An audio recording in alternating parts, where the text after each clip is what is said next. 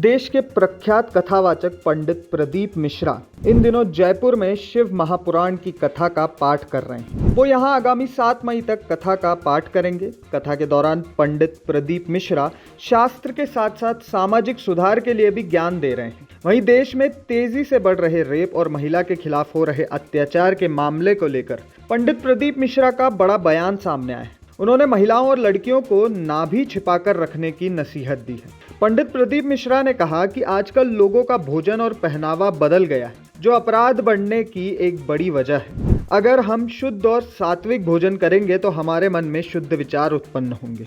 मांसाहार और तामसी भोजन लेंगे तो इंसान का मन भी तामसी प्रवृत्ति का हो जाता है। इसी तरह अगर संस्कृति के हिसाब से वस्त्र धारण करने के बजाय अगर पश्चिमी देशों की संस्कृति अपनाते हुए छोटे कपड़े पहनेंगे तो वह अपराध को आमंत्रण देने के समान है। हमें इससे बचना चाहिए। पंडित मिश्रा की इस नसीहत को लेकर सोशल मीडिया पर बहस भी छिड़ गई है। एक्स पर यूजर्स अलग अलग प्रतिक्रियाएं दे रहे हैं। पंडित प्रदीप मिश्रा ने कहा कि आदमी को मनोवृत्ति उसकी संगत पर निर्भर करती है। अगर वह अच्छी संगत है तो उसके कर्म भी अच्छे होंगे और संगति खराब है तो व्यक्ति गलत रास्ते पर चला जाता है। पंडित मिश्रा ने कहा कि माता पिता अपने बच्चों को पढ़ाने के लिए बड़े शहरों में भेजते हैं, मेहनत का पैसा लगाकर उन्हें राम बनाने की कोशिश करते हैं, लेकिन कुसंगत उन्हें रावण बना देती है। उन्होंने राजस्थान की बेटियों से आग्रह किया कि वे अपने पहनावे का विशेष ध्यान रखें। उन्होंने उदाहरण देते हुए कहा कि तुलसी के पौधे की जड़ दिखने लगती है तो पौधा एक दिन में समाप्त हो जाता है। उसी तरह वस्त्र पहनते हुए बेटियों को ध्यान रखना चाहिए कि